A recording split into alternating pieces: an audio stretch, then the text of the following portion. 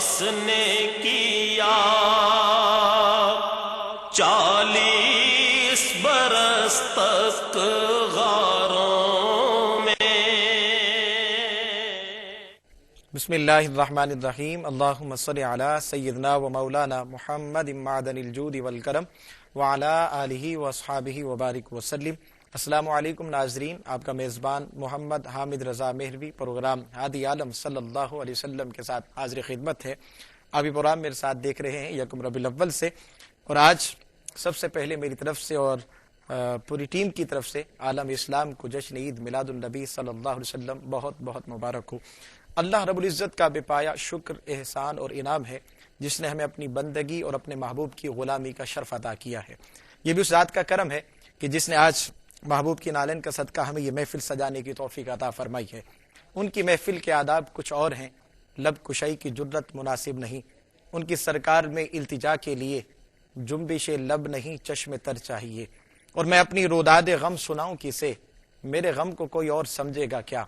میں اپنی روداد غم سناؤں کسے، میرے غم کو کوئی اور سمجھے گا کیا. جن کی خاک قدم بھی ہے خاک شفا، میرے زخموں کو وہ چارہ گر چاہیے. آج اس حوالے سے گفتگو کریں گے انشاءاللہ. سرکار کی آمد ہے ہر طرف، الحمدللہ گلیاں سجی ہیں، گھر سجے ہیں.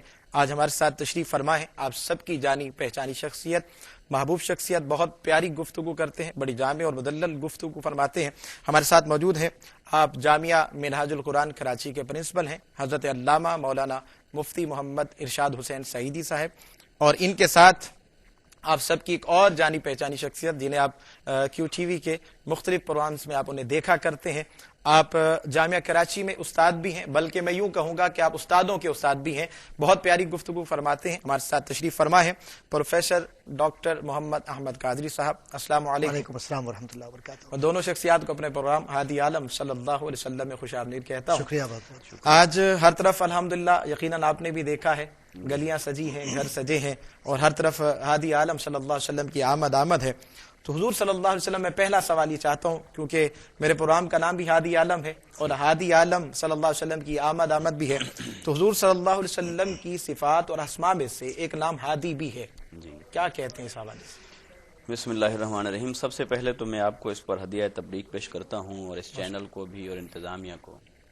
حضور تاجدار کائنات صلی اللہ علیہ وسلم کی توصیف و تعریف کو لوگوں تک پہنچانا اور اس سے اہل ایمان کے دلوں کو تازگی پہنچانا یقیناً یہ آج کے دور کا اور ہر دور کا ایک لازمی تقاضا ہے.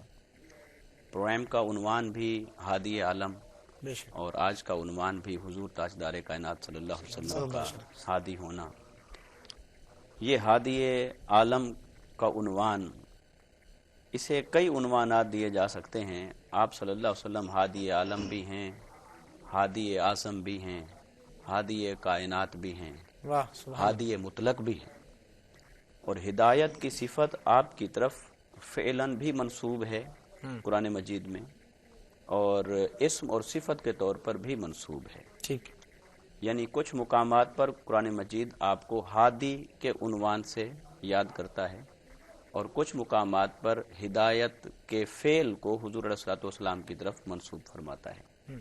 اس اعتبار سے آپ صلی اللہ علیہ وسلم کا ہادی ہونا یہ آپ کی ایسی شان مبارکہ ہے کہ جو آپ کے مقصد بعثت کو ظاہر کرتی ہے.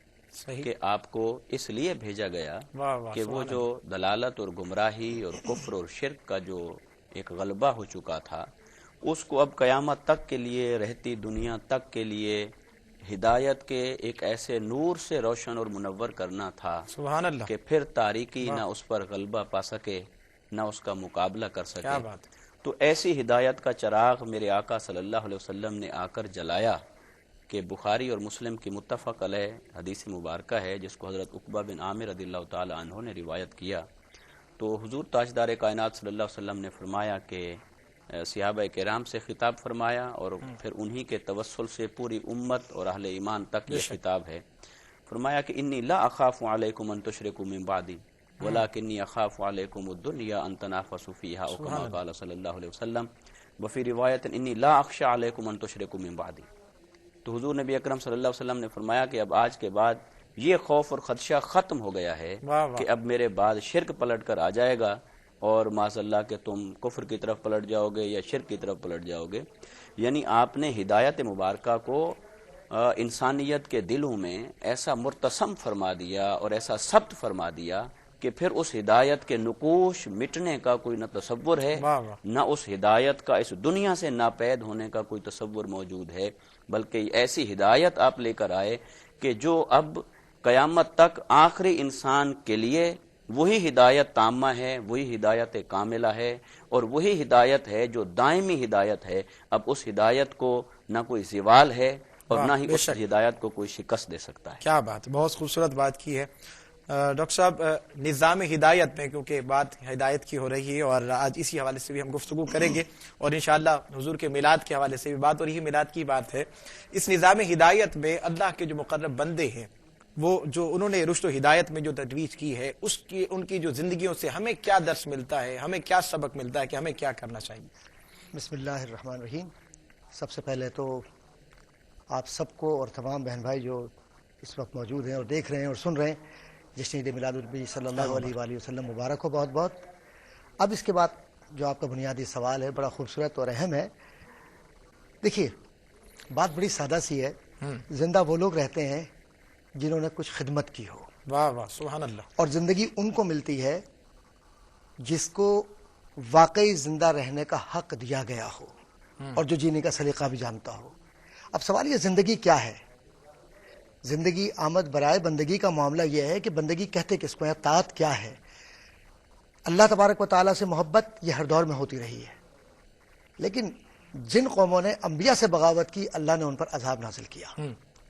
اور قرآن کا پورا مطالعہ کر لیجئے، ہر مقام پر آپ کو اطیع اللہ و اطیع الرسول اور اطاعت خداوندی اطاعت رسول کو ایک دوسرے سے لازم و ملزوم قرار دیا گیا.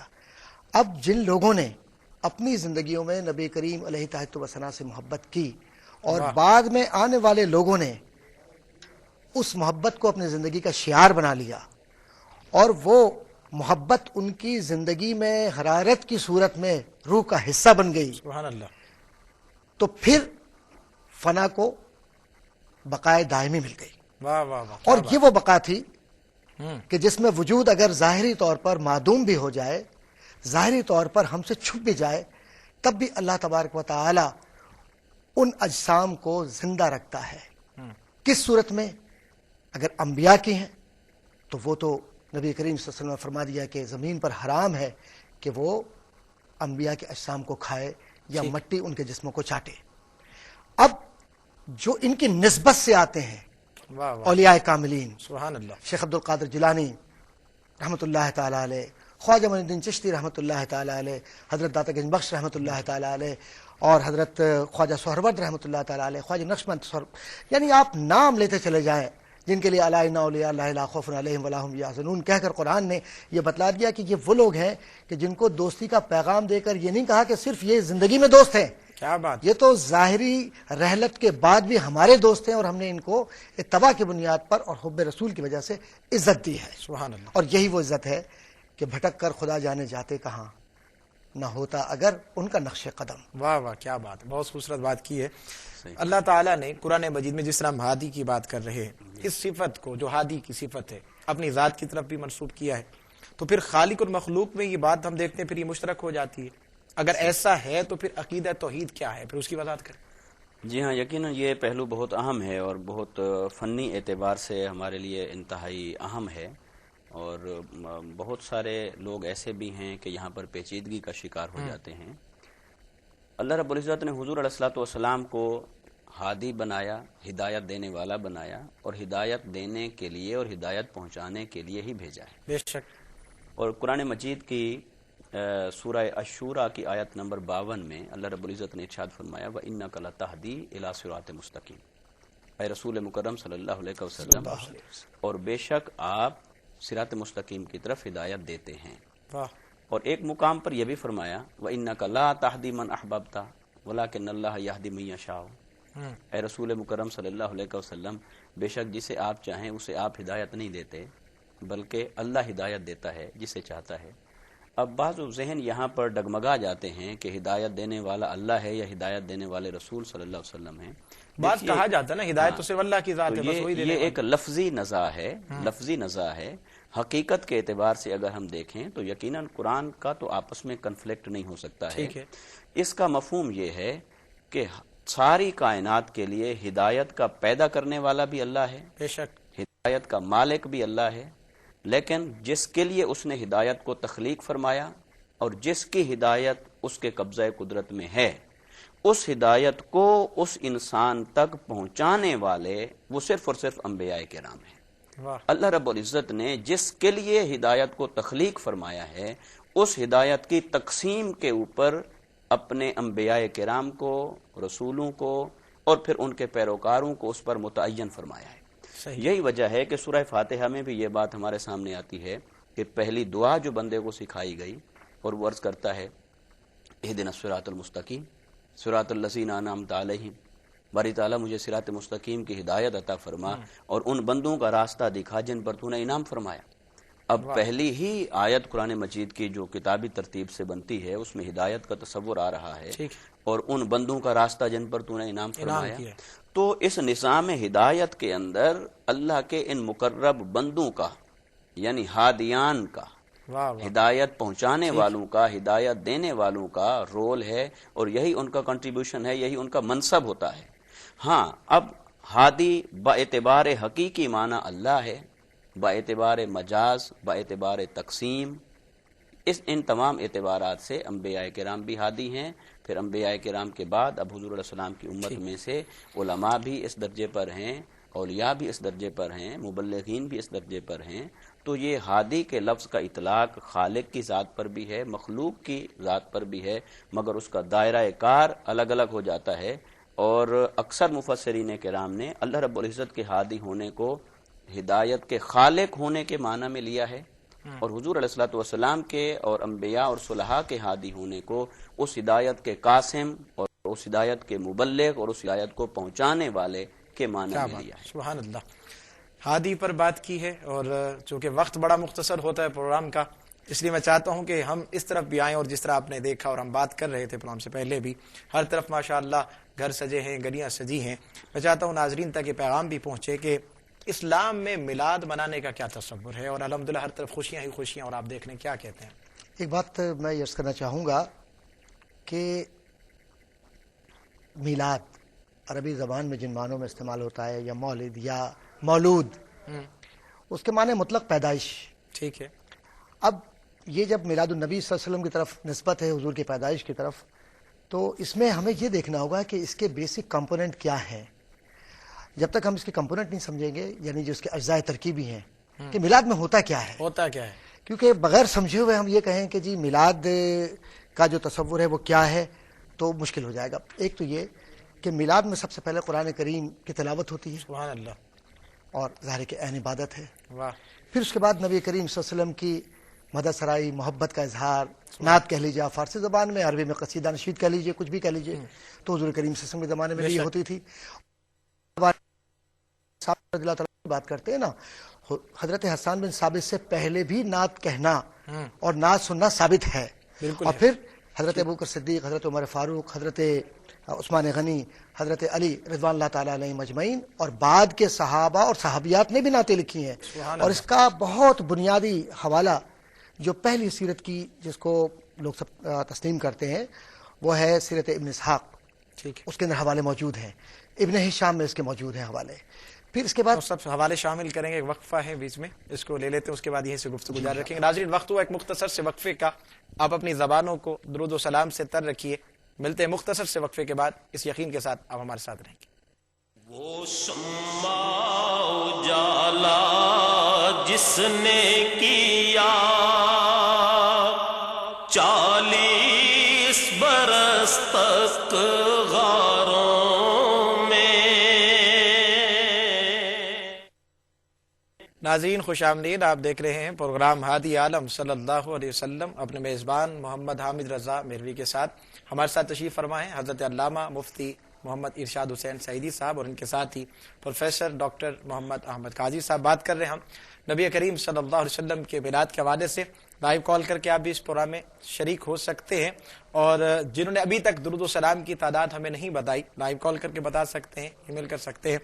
ہم بات کر رہے ہیں میلاد کے حوالے سے، اور آپ گفتگو کر رہے تھے کہ میلاد منانے کا کیا تصور؟ اصل میں تلاوت قرآن کریم میلاد کا حصہ ہے، نعت مبارک حضور کی ذات گرامی کے حوالے سے وہ میلاد کا حصہ ہے۔ پھر اس کے بعد اس میں کیا ہوتا ہے، اس میں جو ذی علم حضرات ہیں وہ نبی کریم صلی اللہ علیہ وسلم کی سیرت مبارکہ، پیدائش، ان کے اخلاق اور زندگی کا کوئی ایک حصہ لے کر اس پر گفتگو، یہ حصہ ہے۔ اور حضور کریم صلی اللہ علیہ وسلم کے زمانے میں بھی کیسے ہوتا تھا اس پر ہم بعد میں بات کر سکتے ہیں۔ ٹھیک ہے۔ اس کے بعد اس میں کیا ہے، سلام، درود و سلام ہے نا۔ واہ۔ اب درود و سلام کے لیے قرآن جب یہ کہہ رہا ہے کہ خوب خوب درود و سلام بھیجو اس ہستی اعظم پر، اور پھر ان اللہ و ملائکتہ یصلون علی النبی نبی کریم صلی اللہ علیہ وسلم کی ذات مبارک کو اسپیسیفائی کیا گیا اس کے اندر۔ پھر اس کے بعد جو درود مبارک جو بھی آپ کو یاد ہے، جس طرح سے بھی آپ کو آتا ہے آپ وہ پڑھتے ہیں، اور اس کے بعد پھر دعا ہوتی ہے، کھانا ہوتا ہے۔ اب ذرا ترتیب دیکھیے آپ، یہ سارے عوامل ہمیں حضور کریم صلی اللہ علیہ وسلم کی حیات طیبہ میں نظر آتے ہیں۔ صحیح۔ جس وقت 11 ربیع الاول تک یثرب جو سابق وہ مدینہ منورہ کا علاقہ جس کو یثرب لوگ کہتے تھے، آج نبی کریم صلی اللہ علیہ وسلم کا وہ مدینہ منورہ جس کو نسبت نبوی حاصل ہے، حضور کریم صلی اللہ علیہ وسلم ٹھیک 12 ربیع الاول کو اپنا قدم مبارک اس زمین پر رکھتے ہیں، واہ۔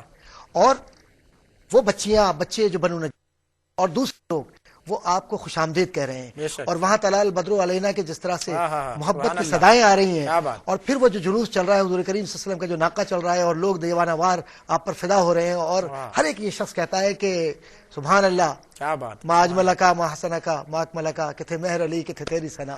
تو یہ خوبصورت جو منظر تھا، اس خوبصورت منظر کو اگر آپ دیکھیں، اور پھر رکنا، اور وہاں پر پھر کھانے کا تقسیم ہونا، اور نبی کریم صلی اللہ علیہ وسلم کا اہل مدینہ کو دعا دینا، یہ سب کیا تھا؟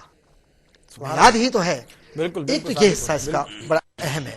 دوسرا یہ کہ نبی کریم صلی اللہ علیہ وسلم کو نعمت کبریٰ کہا گیا ہے، اور نعمت کبریٰ بے شک وہ ہیں، ہمارا ایمان۔ بے شک ہے، بے شک۔ اور قرآن، اگر میں طوالت ہو جائے گی اس لیے میں بہت زیادہ حوالے نہیں دینا چاہتا، لیکن قرآن کریم میں جہاں جہاں ذکر کا استعمال ہوا ہے، اور جہاں تذکرے کا استعمال ہوا ہے، جہاں اللہ کی نعمت کا استعمال ہوا ہے، علماء نے، مفسرین نے، ابن کثیر نے اس میں لکھا، مدارک نے اس میں لکھا، ابن عباس نے لکھا، اور بہت سارے مفسرین ہیں جن کے حوالے میں اگر دوں تو طوالت کا باعث ہوگا، سب اس بات پر متفق ہیں کہ نبی کریم صلی اللہ علیہ وسلم کا ذکر ہی نعمت کا ذکر ہے، اور اللہ کی نعمتوں کا عرفان ہے۔ کیا بات ہے، بے شک۔ اس لیے اب 12 ربیع الاول کو کسی بھی طرح سے حضور کے نثر کی صورت میں، نظم کی صورت میں، درود کی صورت میں، سلام کی صورت میں، کھانا تقسیم کرنے کی صورت میں، حضور کو یاد کر کے اشکبار ہونے کی صورت میں کسی بھی طرح سے حضور کا تذکرہ کرے تو یہ خلاف سنت نہیں ہے۔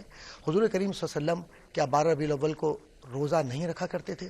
واہ واہ۔ سب کے علم میں ہے یہ بات، بے شک ہے، اور بے شک۔ یہ اس پر تو تمام جو کتابیں ہیں وہ شاہد ہے، اور ان کتابوں میں یہ موجود ہے کہ جب صحابہ مل کر افطار کیا کرتے تو وہاں کھانا بھی تقسیم ہوتا، حضور دعا بھی فرماتے، وہاں نعت بھی ہوتی، تو یہ سب کچھ کیا تھا اگر میلاد نہیں تھی تو حضور کی موجودگی میں۔ کیا بات ہے، واہ۔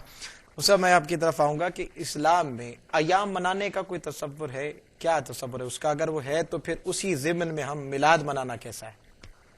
دیکھیے، یہ ایک بہت اہم سوال ہے۔ الحمدللہ ڈاکٹر صاحب نے میلاد اور معمولات میلاد کے اجزاء ترکیبی کے حوالے سے بہت خوبصورت بات کی ہے۔ نوازش۔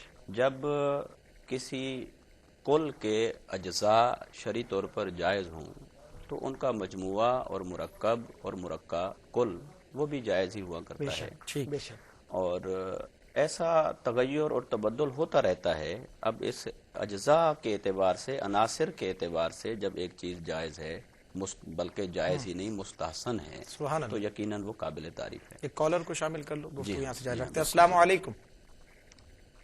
بات نہیں ہو پائے گی، جلدی کریں۔ السلام علیکم۔ وعلیکم السلام۔ جی، کہاں سے بات کر رہی ہیں؟ میں گڑی ابھی اللہ سے بات کر رہی ہوں۔ جی بہن، کیا کہنا چاہیں گے؟ میں یہ کہہ رہی ہوں کہ میں نے 30,000 مرتبہ درود شریف پڑھ لی ہے۔ ماشاء اللہ۔ جی، تو 1 لاکھ کی تعداد کروں گی، 1 لاکھ کی۔ ٹھیک ہے، اس سے بھی زیادہ پڑھنا ہے، 1 لاکھ نہیں، اس سے بھی زیادہ پڑھنا ہے پڑھوں گی میں تو انشاءاللہ۔ بہت، میں ان کی عاشق ہوں، بہت مجھے نبی پاک سے بہت محبت ہے، بہت بہت بیٹا شکریہ، مجھے بہت محبت ہے نبی پاک سے، صلی ہر اللہ وقت میں علیہ روتی صلی رہتی اللہ ہوں۔ علیہ وسلم۔ بہت شکریہ بہن کال کرنے کا۔ اس طرح سے ناظرین جنہوں نے ابھی درود و سلام کی تعداد نہیں بتائی ہمیں بتائیے، اور بہت ساری ای میلز ہیں کروڑوں کی تعداد میں الحمدللہ اب تک جو ہے ماشاءاللہ، بہت اس اچھا 11 سلسلہ ہے، دن میں، بہت اچھا سلسلہ ہے۔ اور پورے دنیا سے الحمدللہ میں ای میل موصول ہوئی، اور کروڑوں کی تعداد میں اس وقت درود و سلام پڑھا جا چکا ہے اور آپ کے سامنے ہے۔ جی ہاں، تو میں یہ عرض کر رہا تھا کہ ایام منانے کا جہاں تک تصور ہے، اس اعتبار سے دیکھیے کہ اسلام صرف چند عبادات کا مذہب نہیں ہے بلکہ ایک دین ہے۔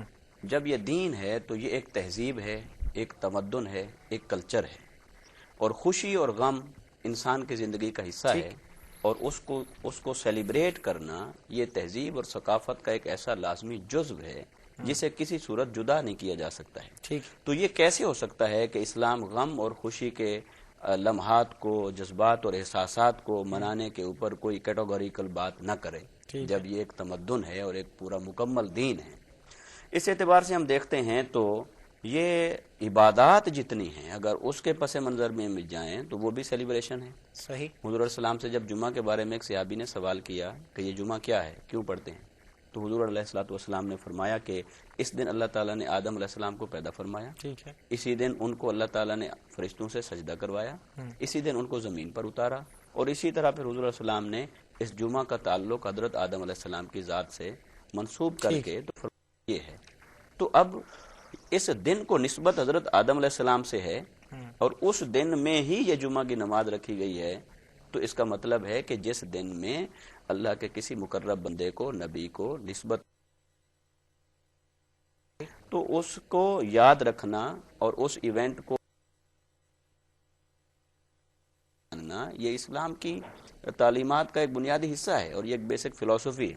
صحیح، پھر اس پر ہم دیکھیں کہ حج کیا ہے، یہ مینا میں جانا کیا ہے، عرفات میں جانا کیا ہے، یہ کنکریاں مارنا کیا ہے، یہ قربانی کرنا کیا ہے، یہ روزے رکھنا کیا ہے، یہ عاشورہ کا جو 1 روزہ اہل کتاب رکھا کرتے تھے اور 2 روزے حضور علیہ السلام نے ملا دیے 9 اور 10 کا۔ اور پھر نمازوں کی طرف اگر ہم آ جائیں تو ان میں سے ہر نماز کسی نہ کسی نبی کے ساتھ وابستہ ہے۔ 3 رکعتیں کیوں ہو گئیں؟ وہ 1 رکعت میں بھول گئے تو اللہ تعالیٰ نے اسی کو امر کر دیا، کیا بات، کہ 2 پڑھنی تھی تو 3 ہو گئیں، تو 3 ہی کر دیں، مغرب میں آ گئیں۔ تو اسی طرح یہ جو یادگاریں ہیں ساری، قرآن مجید ایک لفظ استعمال کرتا ہے، اور اس کو حضرت شاہ ولی اللہ محدث دہلوی رحمۃ اللہ علیہ اور وہ ہے علم تذکیر بے ایام اللہ۔ یہ جو علم تذکیر بے ایام اللہ کا تصور ہے ہمارے تفاسیر میں اور قرآن مجید کے ضمن میں، تو اللہ کے ایام کیا ہیں؟ سبھی اللہ کے ایام ہیں۔ صحیح، تو اللہ کے ایام کی تخصیص کس اعتبار سے ہے؟ تو اللہ رب العزت نے اپنے بندوں کے ایام کو اپنے ایام کا درجہ دیا ہے۔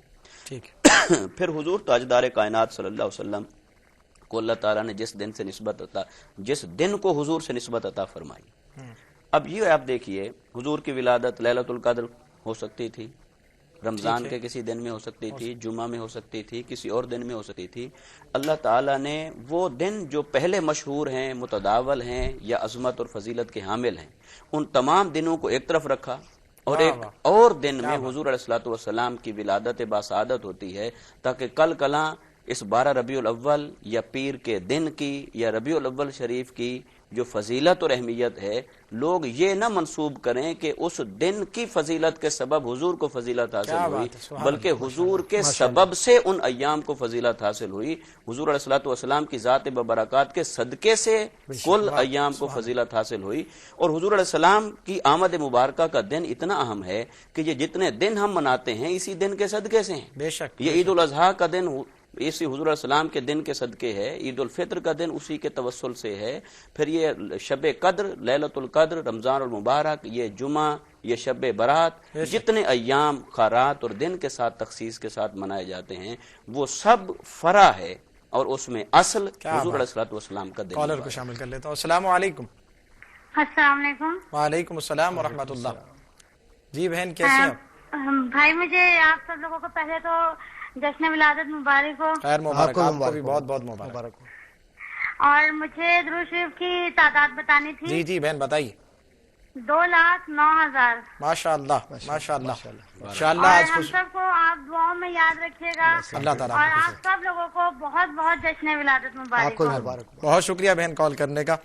جہاں بہت خوبصورت انداز میں محسن صاحب نے ارشاد فرمایا ہے ایام منانے کا جو تصور ہے، میں یہ چاہتا ہوں یہ بھی ناظرین تک اصلاحاً یہ بات بھی پہنچ جائے. آج ہم جس طرح میلاد مناتے ہیں، ہم خوشی کا اظہار کرتے ہیں، گھروں کو سجاتے ہیں، لائٹنگ بھی کرتے ہیں، جھنڈیاں بھی لگاتے ہیں، جس طرح سے جو منا سکتا ہے، جس طرح سے جو کر سکتا ہے.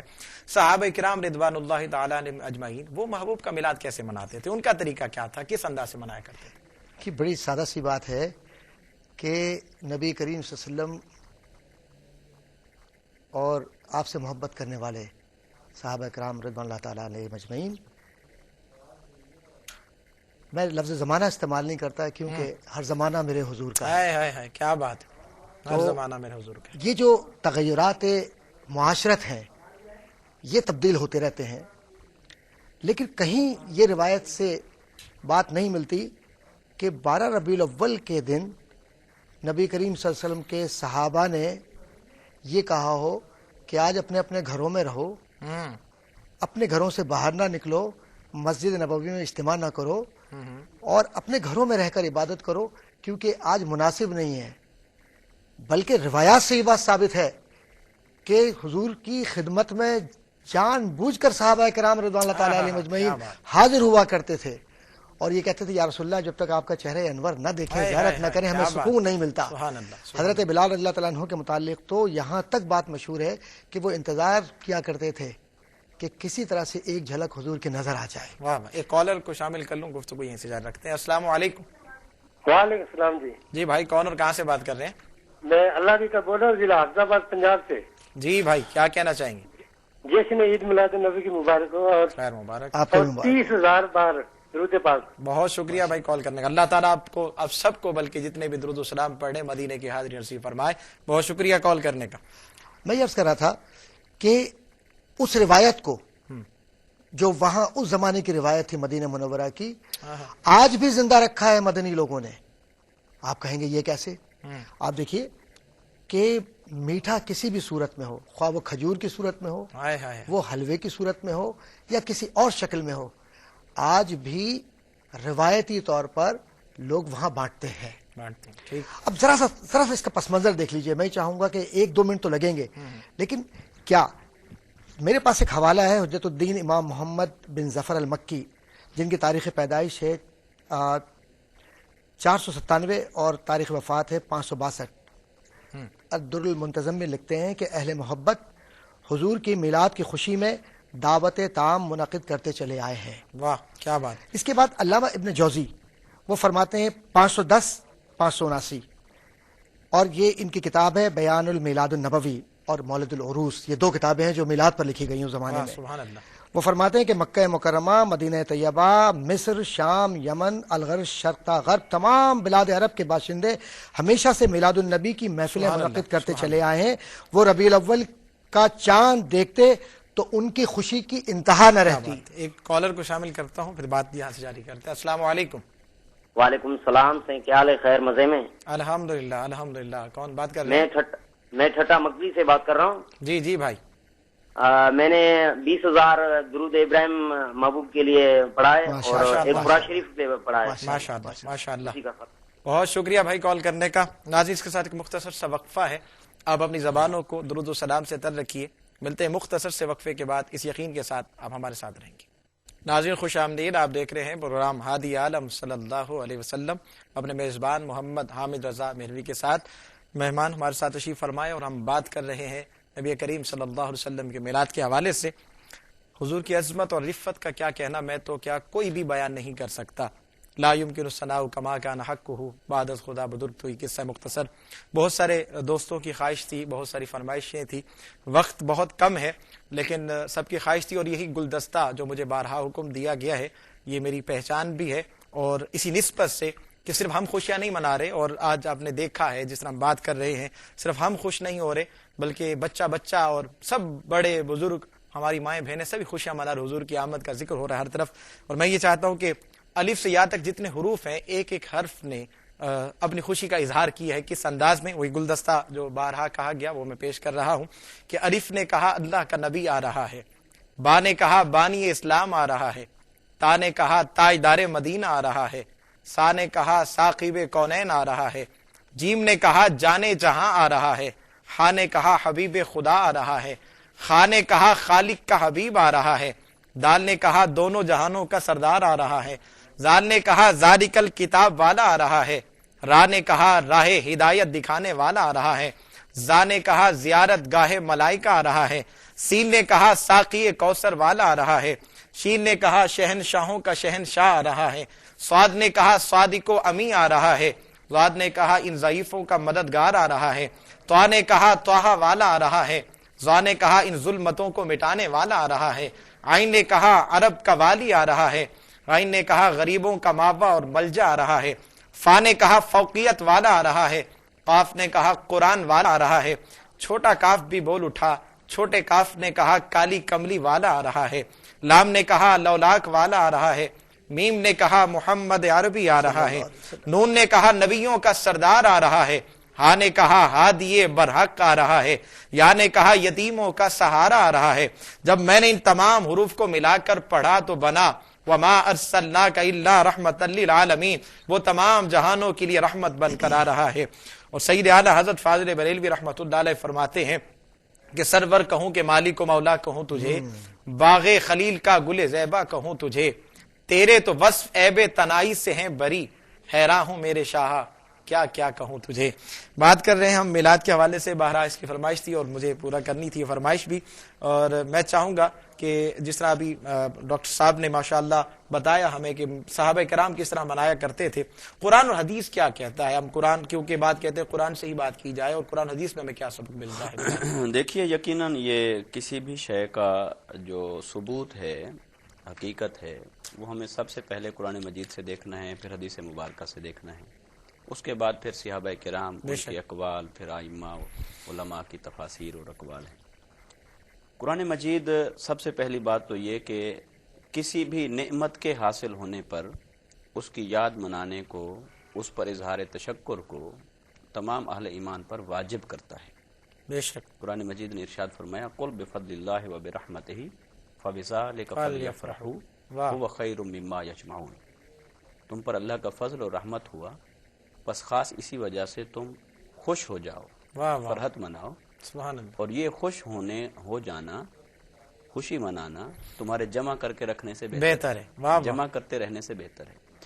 اب دیکھیے بعض علماء نے یہاں سے مراد لیا قرآن مجید، تو یقیناً اس سے بھی انکار نہیں ہے، ٹھیک، اللہ کا فضل اور اللہ کی رحمت، اس کی کئی صورتیں ہیں، ان صورتوں میں سے قرآن بھی ہے، ان صورتوں میں سے انسان کی زندگی بھی ہے، اولاد بھی ہے، مگر ان تمام نعمتوں اور صورتوں میں سے سب سے جو بڑی صورت ہے فضل کی، فضل کبیر، اور رحمت کی جو سب سے بڑی صورت ہے وہ رحمت للعالمین، سبحان اللہ، حضور اسلام کی ذات ببرکات ہے۔ بے شک بے اور شک، پھر قرآن مجید نے فضل اور رحمت جن کے صدقے سے قرآن ملا ہے، ان دو لفظوں کو واو عاطفہ کے ساتھ بیان کرنے کے بعد ذالک کا اسم اشارہ واحد کا استعمال کیا ہے، واہ واہ واہ، جس سے معلوم ہوتا ہے کہ فضل اور رحمت ایک ذات میں جمع ہیں۔ اور پھر اب خوشی منانے کو قرآن کہتا ہے کہ جمع کرنے سے بہتر ہے، کیا تو اس سے معلوم ہوا کہ اس خوشی پر کچھ خرچ آئے گا، خرچ کر کے خوشی کی جائے تو وہ جمع کرنے سے بہتر ہے۔ تو یہ حضور علیہ الصلوۃ والسلام کی آمد مبارکہ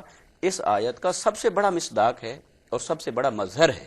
اگرچہ فضل اور رحمت کی کثیر صورتیں ہیں اور بے شمار صورتیں ہیں، مگر ان میں سب سے اعلیٰ صورت ذات محمد مصطفیٰ صلی اللہ علیہ وسلم۔ پھر آپ دیکھیے قرآن مجید ہی تذکرہ کرتا ہے وَأَمَّا بِنِعْمَةِ رَبِّكَ فَحَدِّثْ، نعمت کسی کو ملے تو اس کا چرچا کرے، تحدیث کرے۔ اب حضور علیہ السلام کی ذات وہ تو تمام نعمتوں کی جان اور نعمت عظمیٰ ہے، جیسا کہ ڈاکٹر صاحب نے بھی فرمایا ہے۔ اور پھر ایک اور آیت مبارکہ ہماری رہنمائی کرتی ہے، اگر ہم دیکھیں قرآن مجید سے تو حضرت عیسیٰ علیہ السلام نے اللہ تعالیٰ کی بارگاہ میں عرض کی ربنا انزل علینا مائدۃ من السماء تکون لنا عیدا لاولنا وآخرنا، باری تعالیٰ آسمان سے ہمارے لیے نشانی کے طور پر کھانا اتار تاکہ وہ ہمارے لیے عید کا دن ہو جائے، ہمارے اگلوں کے لیے بھی پچھلوں کے لیے بھی۔ تو اب کھانا ایک نشانی بن کر اترے گا، قدرت خداوندی کی نشانی بن کر اترا، تو وہ عیسیٰ علیہ السلام فرما رہے ہیں اور قرآن اس کو بیان کر رہا ہے کہ وہ عید ہو گیا۔ واہ واہ واہ، تو کھانا ایک نشانی بن کے آئے، یہ بڑی نعمت ہے۔ یہ تاجدار کائنات صلی اللہ علیہ وسلم جس کو قرآن مجید نشانی نہیں برہان فرما رہا ہے. سبحان اللہ. سب سے بڑی دلیل، سب سے روشن دلیل اور سب سے بڑی نشانی حضور علیہ الصلوۃ والسلام. تو آپ کی تشریف آوری یقیناً وہ ہمارے لیے صرف عید نہیں بلکہ عیدوں کی عید بنتی ہے. سبحان اللہ. اور اس پر عید کے لفظ کا اطلاق جو قرآن مجید نے کیا ہے یقیناً یہ لغوی اعتبار سے ہے. شرعی اعتبار سے تو عید الفطر اور عید الاضحیٰ ہے، مگر لغوی اعتبار سے یہ عید ہے. اور پھر یہ کہ اول اور آخر سب کے لیے اس میں ہمارے لیے پیغام ہے کہ حضور علیہ السلام کی آمد مبارکہ پر اس نعمت کے شکرانے میں اور تحدیث میں جو خوشی منانا ہے اور اس کو بطور عید سیلیبریٹ کرنا ہے، یہ صرف اس زمانے کے لیے نہیں، یہ اگلوں پچھلوں سب کے لیے ہے. اور حضور علیہ السلام کی کے ساتھ محبت اور وفاداری کا تقاضا یہی ہے کہ بڑھ چڑھ کر تمام خوشیوں کو حضور کی آمد مبارکہ کی خوشی پر قربان کر دینا. واہ ڈاکٹر صاحب، ماشاءاللہ قرآن و حدیث کے حوالے سے بھی حضرت نے گفتگو فرمائی ہے. آپ چونکہ امریکہ میں کئی عرصہ رہے ہیں اور مختلف کنٹریز میں آپ جاتے ہیں، وزٹ کرتے ہیں، جس طرح ہم پاکستان میں سیلیبریٹ کرتے ہیں، آپ کیا دیکھتے ہیں باہر جب آپ جاتے ہیں کس طرح سے منایا جاتا ہے؟ وہاں کیا اظہار ہوتا ہے؟ امریکہ میں رہنے والے کیسے میلاد مناتے ہیں، مدینہ میں رہنے والے کیسے مناتے ہیں؟ کچھ اس پر بتائیں. ایک تو یہ کہ بہت ہی خوبصورت پیرائے میں قبلہ مفتی صاحب نے ماشاءاللہ قرآن و حدیث کے حوالے سے عید میلاد النبی صلی اللہ علیہ وسلم کے منانے یا اس میں شامل ہونے یا اس خوشی کو فرحت کی صورت میں محسوس کرنے کی طرف اشارہ فرمایا ہے. بات سادہ سی یہ ہے کہ جن کو جن سے نسبت ہوتی ہے وہ ان ایام کو اور ان تذکروں کو ہمیشہ اپنی نسلوں میں منتقل کرتے ہیں. اور بحیثیت مسلمان اور بحیثیت محبان رسول علیہ تحت و ثنا ہم پر یہ فرض ہے کہ ہم حضور کی اس محبت کو عام کریں. بے شک. اور ہم کیا ہیں، ہماری کیا حیثیت، ورفعنا لک ذکرک کا ہے سایہ تجھ پر.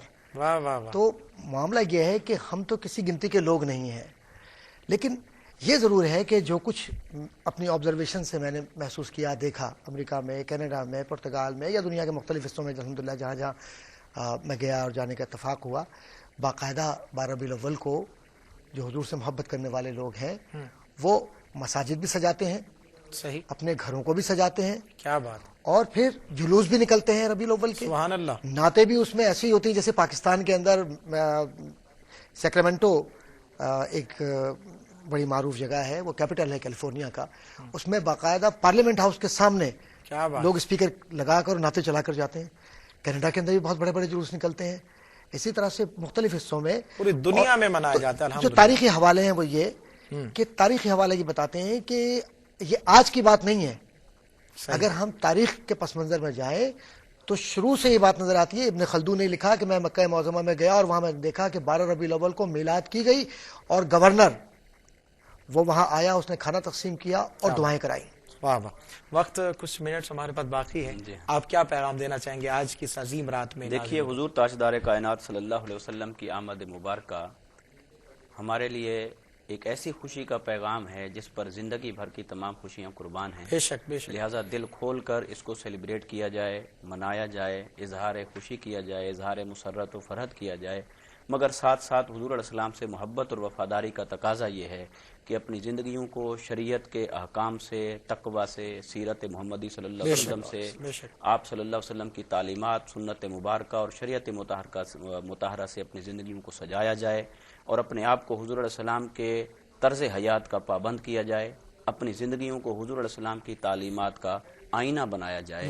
یہ اس لمحے پر اظہار خوشی تقاضا کرتا ہے کہ ساری زندگی کو حضور علیہ السلام کی تعلیمات کے تابع کر دیا. سبحان اللہ. تو جملوں میں کیا کہیں گے؟ بس بڑی سادہ سی بات ہے کہ حضور کی غلامی میں آ جائیں اور حضور سے محبت کا تقاضا یہ ہے کہ جو ان کے اقوال و افعال ہیں ان کی ترویج کے لیے اپنی اولاد کو کتاب و سنت کی صحیح معنوں میں تعلیم دیں اور قرآن کو اور حدیث کو اسی طرح سیکھیں جیسے کہ ان علوم کا حق ہے، اور محبت کو عام کریں.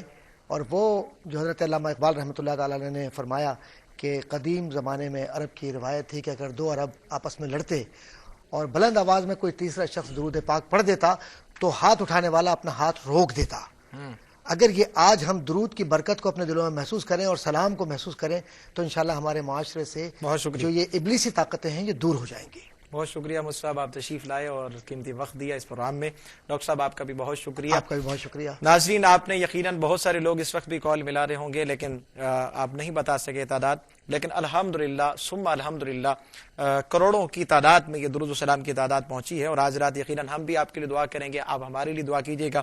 اور اس آمد کے موقع پر جیسے میری ایک بہن نے کہا کہ 1 لاکھ میں پڑھوں گی، میں چاہتا ہوں صرف یہاں تک نہیں بلکہ جس طرح روزانہ کہتا تھا آج بھی کہہ رہا ہوں، کم از کم 12 منٹ تو روزانہ کا معمول بنا لیں، اپنے گھر پر اپنے بچوں کے ساتھ بیٹھ کر میرے محبوب کی ذات پر درود و سلام کے نذرانے پیش کیے جائیں، اور آج رات اسی درود و سلام کا وسیلہ دے کر اور واسطہ دے کر سرکار کی بارگاہ میں عرض کریں، اور سچے دل سے، جس طرح ابھی مصعب نے ارشاد فرمایا کہ مقصد یہی ہے اس خوشی پہ کہ ہم جو ہمارے اندر خامی ہے سچی توبہ کر کر نبی کریم صلی اللہ علیہ وسلم کی سیرت پر عمل کیا جائے، اور بلکہ یوں کہوں کہ چھوڑ کے آپ کا دامن رحمت آقا ہم سے بھول ہوئی، چھوڑ کے آپ کا دامن رحمت آقا ہم سے بھول ہوئی، کھو دی اپنی قدر و قیمت آقا ہم سے بھول ہوئی، اور دیکھ ہماری آنکھ مچولی اپنے سینے اپنی گولی، دیکھ ہماری آنکھ مچولی اپنے سینے اپنی گولی، بھول گئے ہم درس اخوت آقا ہم سے بھول ہوئی، دنیا کے ٹھکرائے ہوئے ہیں تیرے در پہ آئے ہوئے ہیں، دنیا کے ٹھکرائے ہوئے ہیں تیرے در پہ آئے ہوئے ہیں، کھول دے ہم پہ باب رحمت آقا ہم سے بھول ہوئی۔ اور آج رات جہاں میں آپ کے لیے دعا کروں گا اور آپ ان کے لیے، میرے لیے، سب کے لیے جہاں جہاں پڑھا گیا اور نہیں پہنچا سکے یقیناً ہم اس کو بھی شامل کر لیں گے، اور اسی درود و سلام کا وسیلہ اور واسطہ دے کر آج نبی کریم صلی اللہ علیہ وسلم کی بارگاہ میں ان سے انہی کو مانگیے، اور محبت کی بات جس طرح بھی فرمایا ہے، محبت رسول صلی اللہ علیہ وسلم دلوں میں جنم لے گی درود و سلام سے۔ اسی کے ساتھ ہی اس پورے پروگرام میں اگر کوئی بات کرتے ہوئے کوئی غلطی ہو گئی ہو، سنتے ہوئے کوئی غلطی ہو گئی ہو، تو اللہ تعالیٰ اپنے محبوب صلی اللہ علیہ وسلم کے ولادت کا صدقہ میں معاف فرمائے۔ اسی کے ساتھ ہی اپنے میزبان محمد حامد رضا مہروی کو اجازت دیجیے، اللہ حافظ۔ وہ شمع اجالا جس نے کیا 40 برس تک غاروں میں، ایک روز چمکنے والی تھی، سب دنیا کے در